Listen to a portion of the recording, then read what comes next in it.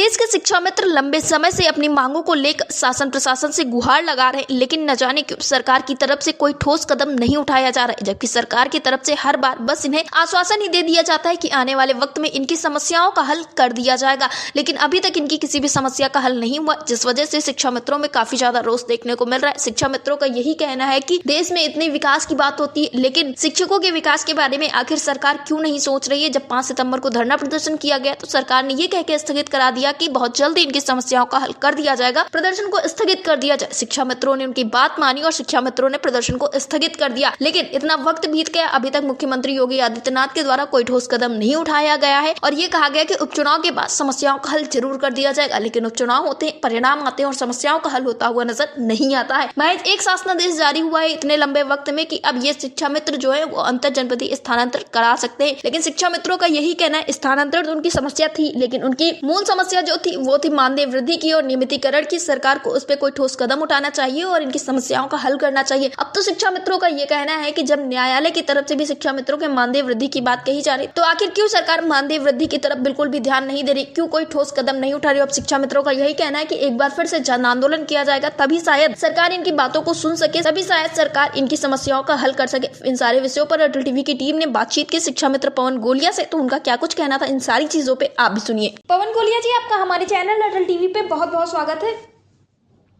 धन्यवाद और हमारा नमस्कार। पवन गोलिया जी, जिस तरह से शिक्षा मित्र हर एक कैबिनेट बैठक से या यूं कहे कि हर एक सत्र से पूरी उम्मीद लगाते हैं कि मानो अब सरकार के द्वारा इन शिक्षा मित्रों के लिए कुछ ना कुछ किया जाएगा, क्योंकि प्रधानमंत्री नरेंद्र मोदी और मुख्यमंत्री योगी आदित्यनाथ दोनों ही ये पहले कहते थे कि शिक्षा मित्रों के लिए जरूर कुछ ना कुछ किया जाएगा, लेकिन इस वक्त पे मानिए जैसे सब कुछ भूल चुकी है सरकार और शिक्षा मित्रों की तरफ बिल्कुल भी ध्यान नहीं दे रही है। और जहाँ कहा जा रहा था कि जब बजट पेश होगा तब शायद शिक्षा मित्रों के लिए कुछ अच्छा देखने को मिल सकता है, लेकिन बजट पेश हुआ है केंद्र का और अभी तक कुछ खास निकलकर सामने नहीं आ पाया है। तो इससे शिक्षा मित्रों को क्या कुछ समझना चाहिए कि सरकार काम करना ही नहीं चाह रही है इस वक्त पे शिक्षा मित्रों के लिए?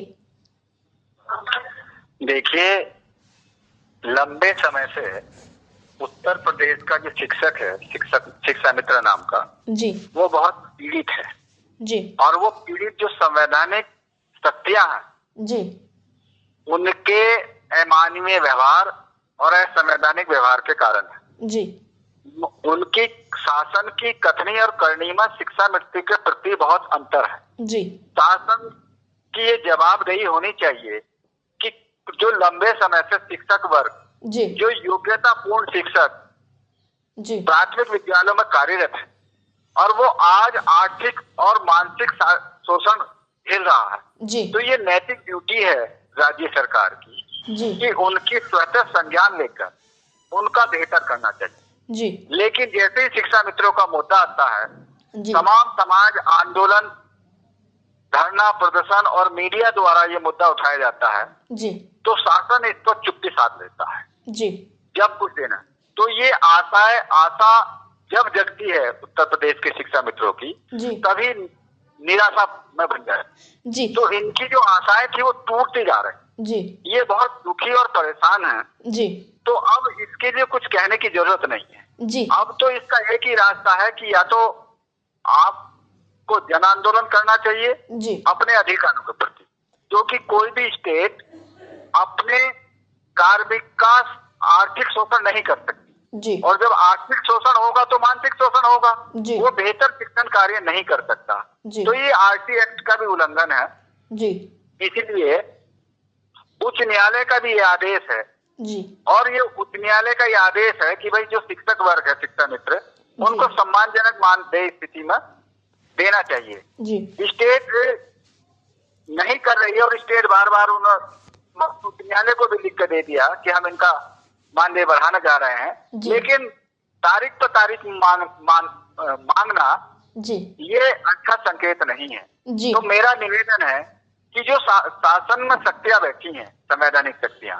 जी, उनसे विनम्र निवेदन है कि वो अपने जैसा मानवीय व्यवहार दूसरों के साथ भी करें, क्योंकि ये एक शिक्षक वर्ग है और शिक्षक वर्ग के साथ अन्याय, इंजस्टिस करना ये अच्छी बात नहीं। जी, पवन गोलिया जी, जैसे कि आपने जन आंदोलन की बात की, इसके पहले जब 5 सितंबर को धरना प्रदर्शन किया गया तो सरकार ने ये कह के प्रदर्शन को स्थगित करवा दिया कि समस्याओं का हल कर दिया जाएगा। उसके बाद जब मुख्यमंत्री योगी आदित्यनाथ कुछ संगठनों से मिलते हैं तो ये एक आधिकारिक रूप से कहा जाता है कि उपचुनाव के बाद तक समस्याओं का हल किया जाएगा, लेकिन उसके बाद से मुख्यमंत्री योगी आदित्यनाथ ने शिक्षा मित्रों के लिए कुछ भी नहीं कहा है। और यहाँ पे शिक्षा मित्रों का ये कहना है कि अगर सरकार नहीं करना चाहती तो साफ तौर पर बता दे कि हमें शिक्षा मित्रों का काम नहीं करना है, लेकिन इस तरह से अटकाना सही नहीं है, क्योंकि इस वजह से शिक्षा मित्र और ज्यादा परेशान होते हुए चले जा रहे हैं। नहीं, हम भी यही कह रहे हैं कि आप किसी भी कार्मिक के साथ जी, और खासकर शिक्षक वर्ग के साथ उनके साथ छल कपट द्वेष नहीं करना चाहिए जी, एक अच्छे शासक की ये जिम्मेदारी है जी, क्योंकि इनके साथ छल हुआ है, कपट हुआ है, द्वेष हुआ है, पक्षपात हुआ है जी, और हो गया एक लंबा समय, एक आध बार हो गया लेकिन नियमित जब आप किसी के साथ मानसिक प्रताड़ना देंगे, आर्थिक प्रताड़ना देंगे, ये संवैधानिक कार्य है। ये किसी भी अच्छे लोकप्रिय माननीय मुख्यमंत्री जी का व्यवहार नहीं हो सकता, ऐसा अच्छी सरकार का तो नहीं हो सकता।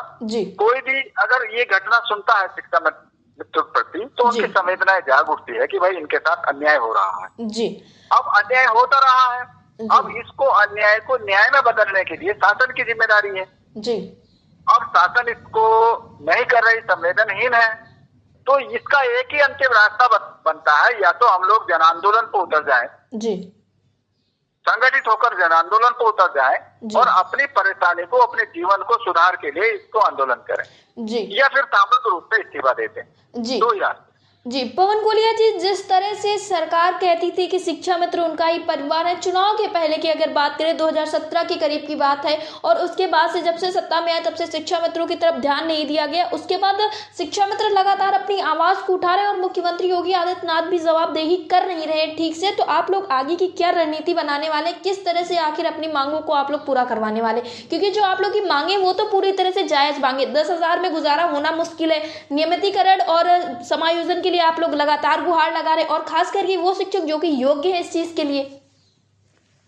देखिए, संवैधानिक में हमारे राइट्स है जी, न्यायालय ने भी हमको अधिकार दे रखे हैं जी, भारतीय संविधान ने भी अधिकार दे रखे। यदि किसी ने हमारे अधिकारों का डाका डाल रखा या कब्जा कर रखा या देना नहीं चाहता, तो डेमोक्रेसी में, लोकतंत्र में यही राइट्स है कि उसका एक ही रास्ता है कि शासन पर दबाव बनाने के लिए हमको जन आंदोलन करना चाहिए जी। यदि हम जन आंदोलन नहीं कर सकते तो हमारे अधिकार आसानी से कोई देगा नहीं, क्योंकि हमारे पास नियमित पूर्व पक्षपात हुआ है, छल हुआ है, कपट हुआ है, हमारे साथ द्वेष भावना की, जैसे किसी के साथ द्वेष भावना से व्यवहार किया गया है शासन सत्ता द्वारा, ये हमारे साथ किया गया है। तो इसका एक ही उपाय है कि हमको सामूहिक इस्तीफा देना चाहिए, हमको यह जन आंदोलन पर उतर जाना चाहिए, नहीं तो फिर हम बेमौत मारे जा रहे हैं जी। और जी, पवन गोलिया जी, टीवी से जुड़ने के लिए धन्यवाद। धन्यवाद।